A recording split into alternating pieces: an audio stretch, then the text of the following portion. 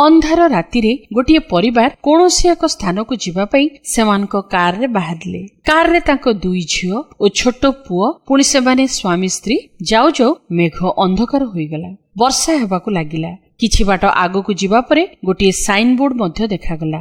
ता उपरे लेखा थिला डकायत प्रति सावधान। ए साइन बोर्ड टी देखि सेमाने टिके भयभीत होईगले। किछि बाट गला परे तांको गोटे पोलो पार होई जीवाकु हबो। दूररु देखि पारिले केही जणे पोलो उपरे ठिया होईछि ओ गाड़ी रखिबा पई संकेत देउछि। श्री तांको स्वामी को कहिले गाड़ी जम्मा अटकाइबो नै। केउ प्रकार लोक होइथिबो जणा नाही, किंतु कारटी जेतेबेले सेई लोक पाखकु आसी पहुंचीबा उपरे अछि देखंती तो लोकटी रास्ता उपरे ठिया होइछंती। हाथ हले किछि कहउछंती। सेतेबेले कार रे बसथिबा समस्ते भयरे थरुछंती। अन्य कोनोसी उपाय नाही। से कारटी रखिबाकु बाध्य हेले। झरका पटु से किछि कहउछंती। जदियो मनरे भय थिला तथापि झरका खोलिले। सेई भद्र व्यक्तिटी कहउछंती आगको पोलो भांगी जाईछि। एहा सुनि सेई भद्र व्यक्ति निज स्त्री ओ पिलामानकु थरे देखिनेले ओ से लोकंकु कुंढेई धरि पकाइले। जदि तुमे नथांत आजि आमे समस्ते मरि जाइथांतु।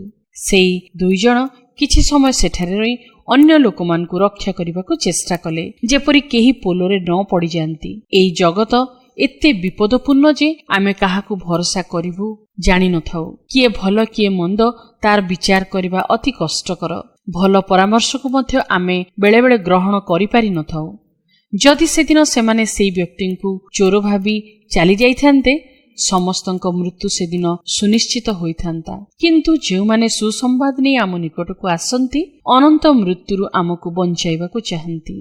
आमे टिके समय देई सेमानक कथा सुनुछु कि अबा सेमानकु भूल बुझी चली जाउछु। तेणु ईश्वर तांको वाक्य बाइबल रे एई कथा कहंती, तुम्भे माने आरंभरु जहा सुनियछ ताहा जदि तुममानकठारे थाए ताहेले तुम्भे माने मध्य पुत्र ओ पितांकठारे रहिबो।